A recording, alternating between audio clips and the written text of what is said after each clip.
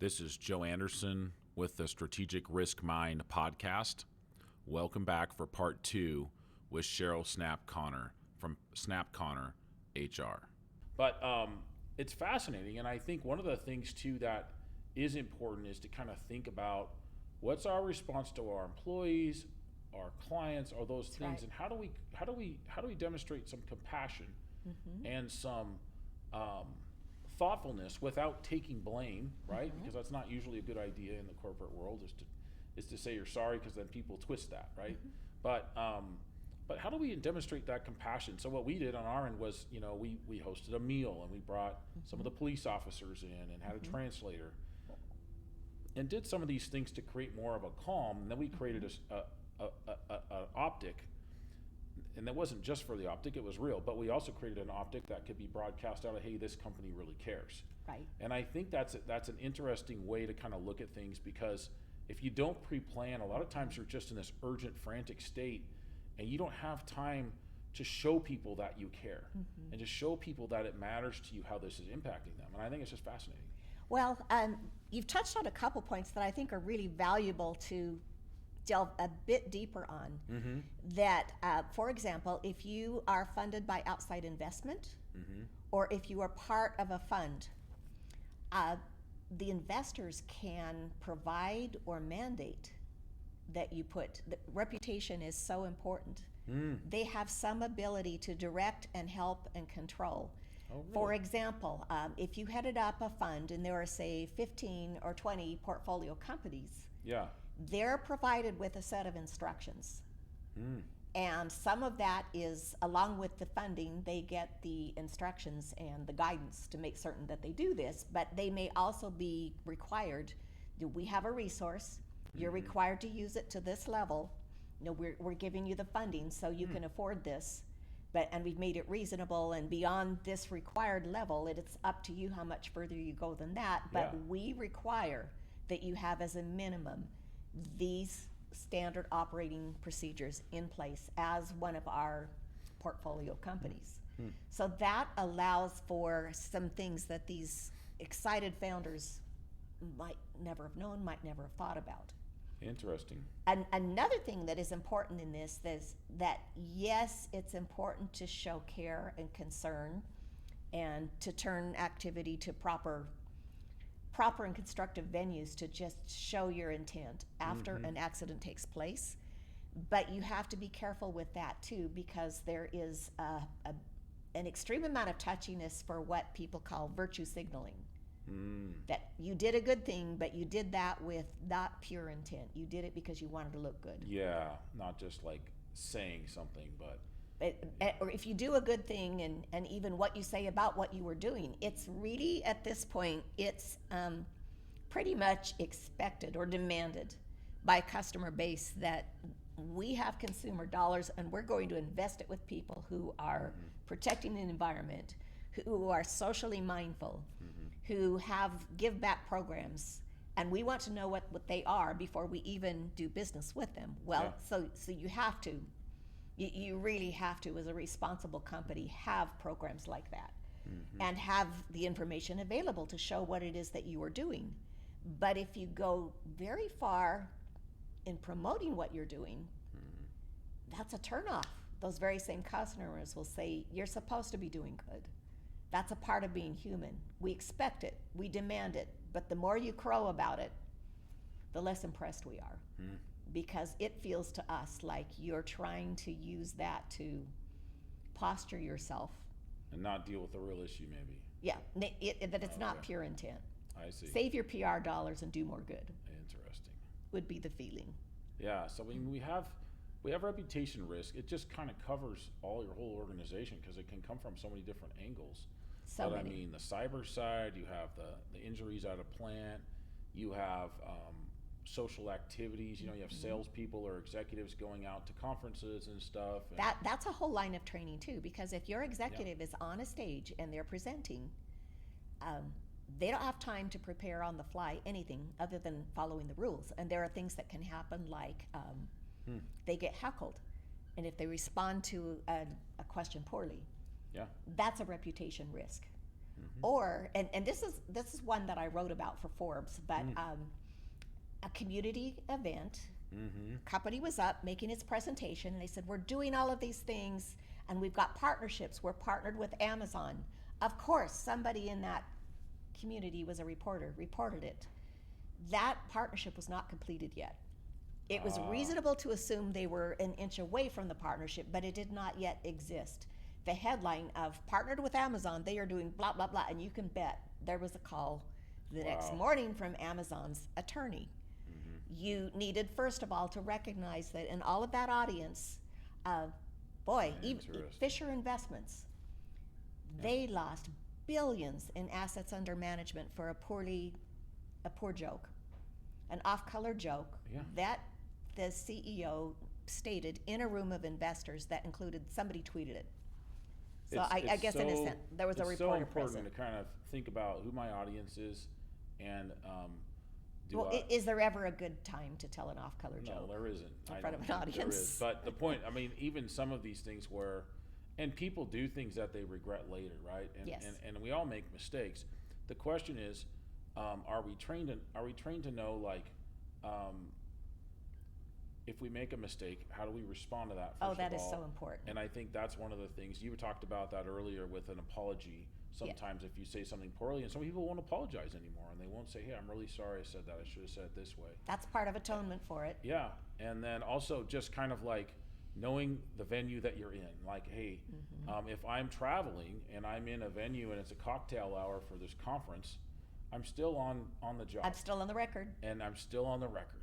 And I think those are some of the things where people, they let their guard down, or they get some alcohol in them or something, and they just make a statement that doesn't make any sense. But it's fascinating. So I think it's interesting. You know, we look at all the different things that a company does, and how do we manage the reputation? How do we not just manage negative, but how do we create that positive reputation as well? And I think that's one of the things that I really value is, what does it look like to shine your employees in the public eye? Like, you know, make the things that they're intrinsically good at, or the intrinsic good values they have, shine out in the public. And I think that's kind of a fun part of your job. And it is. But I'd say we could distill this to some principles, and you're inspiring me. Maybe I should write an article about this after our discussion to just encapsulate these steps for everyone who'd like to have them. Yeah. And so I'll commit. I will do that. Okay. But first off, operate like the world is watching at all times, because they are. But be who you say you are. Be who you should be at all times, whether people are looking or not. If you do that, you're going to mitigate so many risks. So operate with transparency. Yeah. But that transparency also has to meet rules. You don't. Standard journalism practice has an important core principle. You tell people what they need to know and what they deserve to know. And you stay away from the things that are honestly nobody's business. Yeah. So if you do that, of course, a lot of people would like to know what your next product offering is, especially if you're Apple, and when are you going to release it, and how is it going to be priced? Well, of course, for so many reasons, that can't be disclosed until it's appropriately disclosed.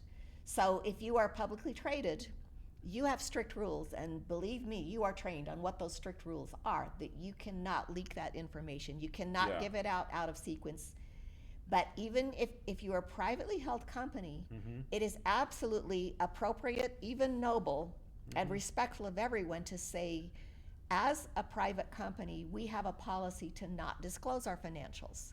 But then always answer the question behind the question that you can. So if you're a brick wall, you're not interesting or compelling to anyone, and if you're shutting them down, why are we having a discussion at all? It's almost like a pivot point, right? They Correct. ask a question. I see this a lot with some of the communications people you see on TV in different roles, but they know when to pivot. They know, okay, that question I can't answer, but it's called the bridge. The bridge. It is called the bridge, that as a private company, I can't disclose my financials. However, I can tell you that we are profitable. I can tell you that we are on track to have an increase in sales over prior quarter, and that we have this much this much expansion and exposure in the marketplace. So give some metrics that you can. Be careful. There are, if somebody says, okay, you're not going to tell me your revenue. Are you profitable? Yes. How many employees do you have? 100. Quick triangulation. If you are profitable, they can quickly triangulate the third coordinate and know within a range what your revenue is. Maybe that's okay. Yeah. But just know that there are certain things that someone with financial training is going to be able to calculate. Even independent facts collected together can help them come up with a number that you may not want them to have, right? That's a good Or point. they may report it, but you Yeah. might be, you will be in fine standing if they reported it of their own speculation and it's not something that the company disclosed. Yeah, so I'm curious. I like these examples that you're coming up with, and you know, what's a classic example of someone who did something well on the PR side? There was a crisis or something, And they handled it well? Yeah. What do you think? Well, I'll give a current example. That whole Astronomer, the company that nobody knew about until that whole webcam in the arena, they handled that situation textbook well, even though they weren't planning for that, prepared. Who could have predicted? So this was the executive that was holding the other executive at a concert, the Coldplay thing. couples who were Yeah. canoodling, and it ended Yeah. up on the webcam, and they were both married but not to each other. And Yeah. So yeah. how did they handle it well? Tell us. The company made an immediate statement, but they didn't go further than they should have. They affirmed their stand on the kind of issue at place, that we can see behavior on that cam that's not representative of our company's procedures. That's not the principles that we abide by. We expect that at all times, and we are researching what happened and will take appropriate action. Period. So Very they, short and sweet. short and sweet, Yeah. but adhered to the principles of what do people need to know and what do they deserve to know. And here's what we stand for. We agree that exhibits inappropriate behavior, and we're researching. The next step was that both executives were put on administrative leave while they investigated. That's important too, because there are companies that will just knee-jerk. They're so scared by bad headlines. Yeah. It's like, boom, you're gone. Just don't breathe, don't say anything, boom, you're gone. And I've been very, very close to people in the midst of that. And there was one CEO, founder, he said, I waited 3 days before making a decision. My employees were at my throat just saying, look, we're getting eaten alive. This story has gone global, and you won't make a call on this. And he said, that partner, his rights and his family and his future are important to me too, just as every one of you would be important to me. So That's right. I'm not going to close a decision till we've confirmed that it's the right decision to make. So they suffered for 3 days, privately held. It didn't cost them customers, it just created more negative grief. Yeah, but you have to be thoughtful, right? Of not just how this is being interpreted in the media, but like, who are the people that have real life issues? That's such a great point. I mean, it does impact families. It does impact people. Yes. And sometimes people do things that there are consequences for, but sometimes something's misinterpreted or something isn't understood well. And is there, you know, how do you deal with those types of situations? Well, this is a cagey answer, but it depends. You know, in the case that I was referencing, this was a privately held company. It was an agency, like an ad agency, and one of the partners had started to write columns for the regional newspaper under a pen name, but happened to, as a sideline, be the mayor for West Valley City in Utah. Yeah. But then was writing favorable articles about West Valley City under a name that was not really his name. Well, that's probably, yeah. That was not transparent. That's right. That was a bad call. Should it have cost him his job and his career? Ultimately, it did, but there was careful consideration made. It was recoverable. That individual was able to find another career. The company at the agency was able to say, this is not something that we support. This is not Yes. operating procedure we can agree with. So everyone did the right things and it was recoverable. It was a very painful 3 days. So that, but then an astronomer, in that case, they handled it well. I'd say the two people involved handled it less well. I'd love to be a fly on the wall sometimes when you walk into a company and a crisis has happened and you just see this panic or this fear or this worry sometimes in these people's faces. Oh, I've been there many times. Yeah, That's when they call me. and that's when they call you, and it would just be interesting to see, because I'm sure that just having you there, and there's a certain demeanor and a presence, and like, hey, here's what we're gonna do, and here's Right. the plan. Now there's some calm brought to that situation because there's someone who's been there before that understands Right. what to do. And I think that's one of the bigger things that, confidence is so important in companies and in employees and in helping you reach your goals. Mm-hmm. And so when something happens and you're just thrown off your rocker or you just don't know what to do, Well- having a professional come in and be able to say, wow, here's what I would recommend and here's what's worked in the past, it just gives everybody confidence. There is a good reason for that, and it's because that outsider their emotions are not tweaked. No matter how well prepared, the people on the inside, and this is basic psychology, that when you are angry or scared, you're dealing with half of your capacity. Your primal brain has kicked in, fight, flight, Yeah. or freeze. Yes. Someone on the outside of that is able to, without that impedance, to say logically, okay, let's think this through. In the first place, the floodlight's on us. What does that open up for us? Yeah. Are there ways we could handle this well? If we do nothing, what are the ramifications? Because quite typically, nothing is better than the instinctive thing that comes out of the mouth. People respond too quickly, misspeak, give inaccurate or incomplete information, and make it worse. Well, and those of us that have been in relationships, marriage or other relationships over time, and there's always a disagreement at some point in time. Right. We can call them a mini fight. It's not physical, but just as disagreement. Uh-huh. You realize afterwards, oh, I shouldn't have said that, or I wish I didn't say that, or whatever, right? Right.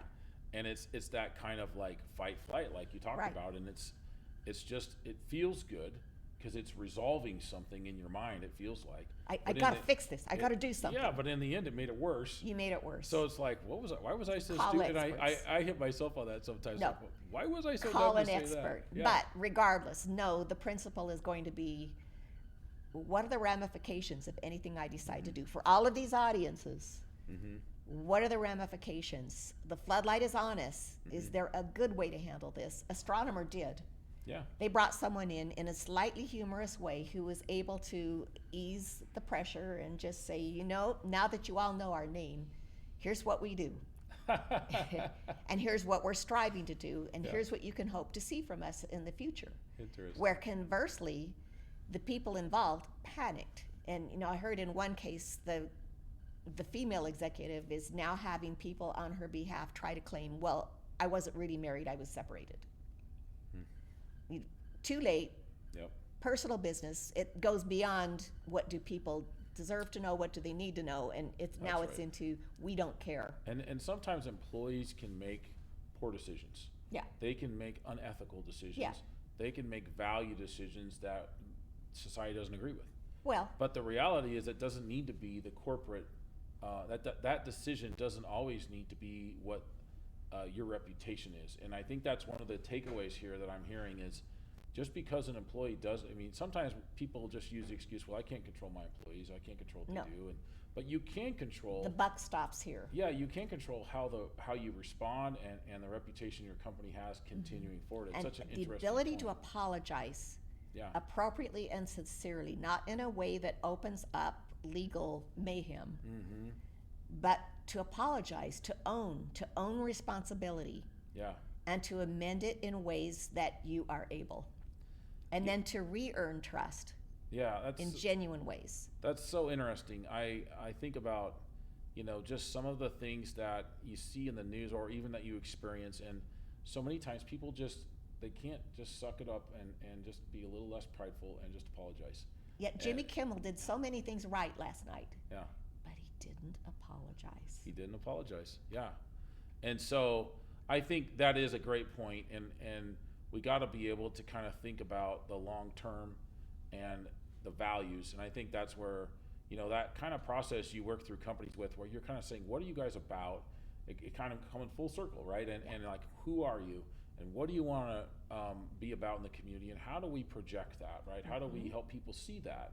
Because everything can just speed up so quickly. Well, this has been very interesting, Cheryl, to just kind of, man, get inside your mind and kind of thoughts about like how to really deal with reputational risk in an organization. And it's just not something we deal with every day, but when we have to deal with it, oh my goodness, I mean, it could just be a real challenge. But for someone like you, that's your job, and that's what you've been trained at, and you're a written and published author and speaker, and so we just really appreciate you sharing some insights. And Cheryl is one of our partners at Fortify Risk Management, so we have access to connect with her on different needs and issues that we have for our clients. So if you're interested in working with her, just let me know. But we're really excited to have Cheryl be one of our partners and work with us, because it just rounds out a lot of the risk management areas that we can touch. And it's interesting to kind of think about, because reputation risk just hits a lot of them, right? It does. And so it's not like always the center of the risk, but it's a piece of it. And if you handle that piece right, everything else can kind of fall into line a little bit better. That's absolutely right. Yeah, that's so awesome. Well, Cheryl, any last thoughts or ideas for our audience here? Preparation goes a long ways. I will follow through on an article, and I'll be posted. Yeah.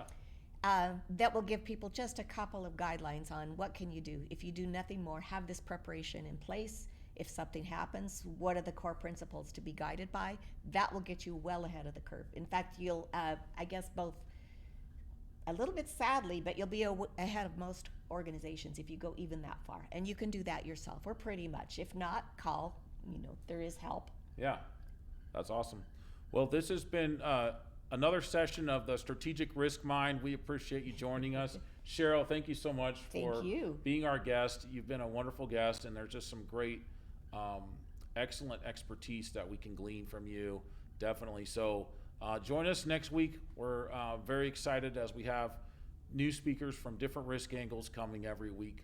Thank you, and have a blessed day.